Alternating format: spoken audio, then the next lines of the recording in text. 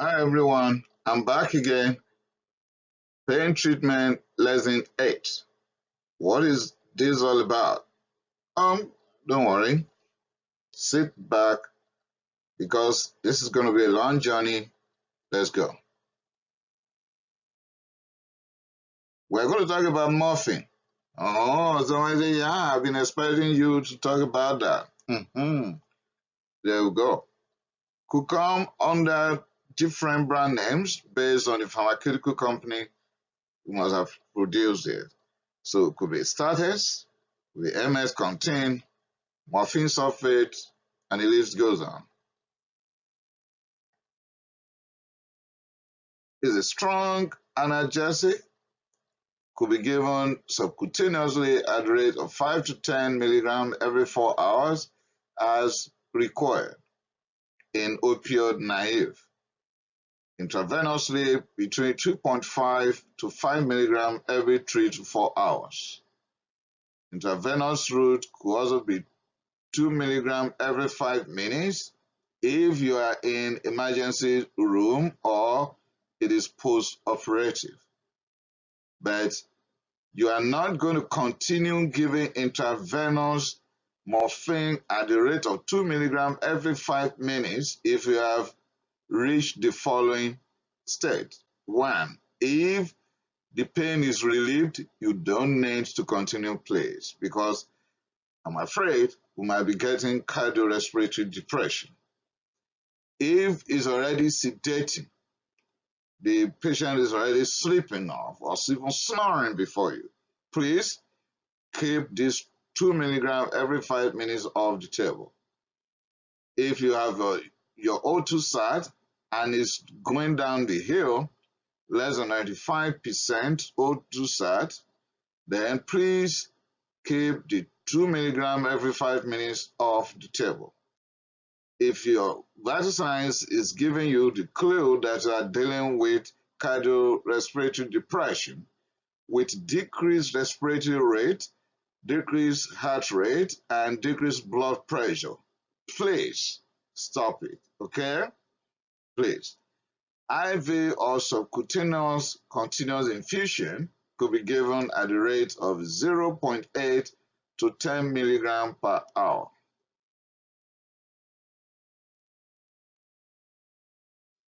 That's what we call patient control analgesia.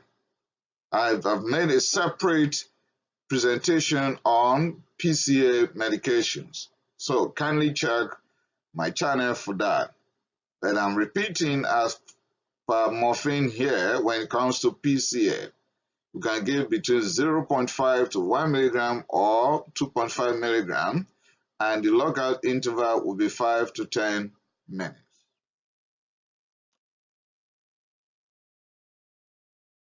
If you have chosen epidural route, might be for surgery or for labor or anything, use the lumbar region at the rate of 30 to 100 micrograms per kilogram single dose. And you can use 0.5 to 1 milligram per ml at the rate of 0.2 to 0.4 milligram per hour.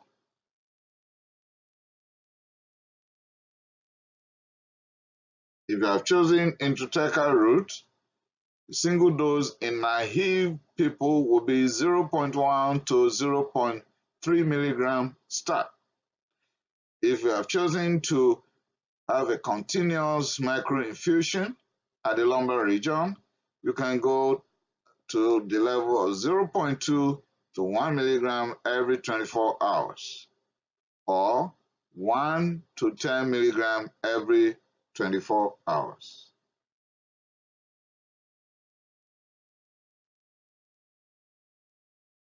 If you are choosing oral route, you can use 10 to 30 milligram every 4 hours as may be required if you are using immediate release. If you are using solution, 10 to 20 milligram every 4 hours PRN, or the tablet at 15 to 30 milligram every 4 hours PRN.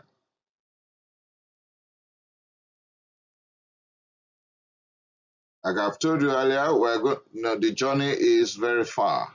because many people will use morphine. If you have chosen the extended release form, then 30 milligram per hour once daily, or 15 milligram every 8 to 12 hours.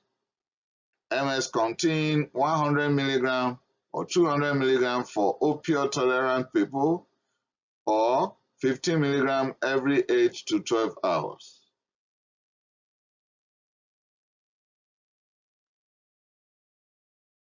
Rectal route is also available, and you're going to give 10 to 20 milligram every 4 hours or every 12 hours suppository.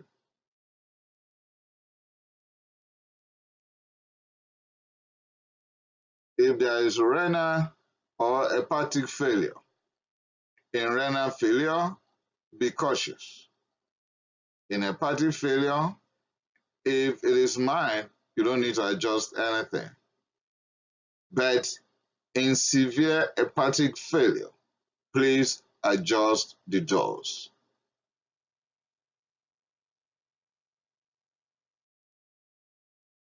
In pediatric age group, we can give per hour at the rate of 0.08 to 0.1 milligram per kilogram per dose every 3 to 4 hours. Intravenous and subcutaneous route at the rate of 0.025 to 0.03 milligram per kilogram per dose every 4 hours. If you have chosen to give it intravenously and continuous infusion, you can go for 0.008 milligram to 0.02 milligram per kilogram per hour in pediatric age group.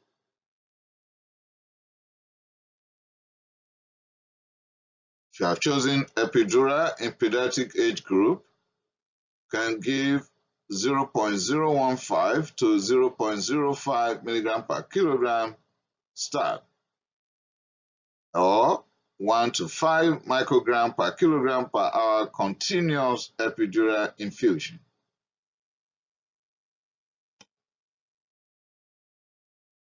Extended release. The capsule extended release Sedation could be given at 30 milligram per hour once daily. You can increase the dose every 4 days, and the rate is between 10 to 20 milligram increment every 4 days. If you are using MS control release, you can give 10 to 30 milligram every 8 to 12 hours per hour. Don't discontinue abruptly, please. It means you're going to taper off. Continuous intravenous infusion or subcutaneous infusion could be given at the rate of 0.01 to 0.04 milligram per kilogram per hour. If you have your nebulizer and you want to give it by inhalation, that's fine. You can give 2.5 milligram to 10 milligram every 4 to 6 hours. If it is MS immediate release, give 30 milligram. If it is morphine sulfate, you give 2 to 10 milligram or 2 to 4 milligram every 2 hours. And you can give 2 to 30 milligram per hour infusion.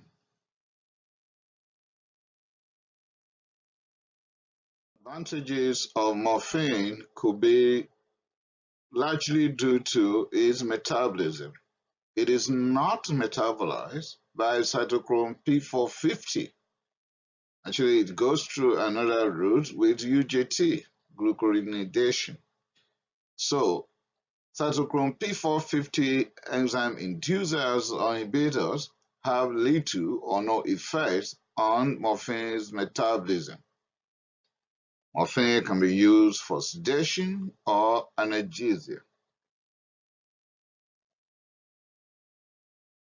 Disadvantages, however, are many. In renal or hepatic failure, it could accumulate and have prolonged effects. Neurotoxicity is very common with its metabolites when the metabolites accumulate in renal and hepatic failure.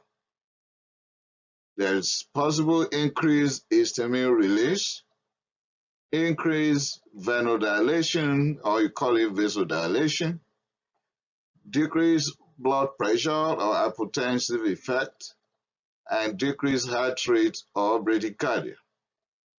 Could also decrease respiratory rate as well. And with that, I've come to the end of presentation of morphine. There are more to talk about. Kindly subscribe to my channel or go through those ones already published. Thank you.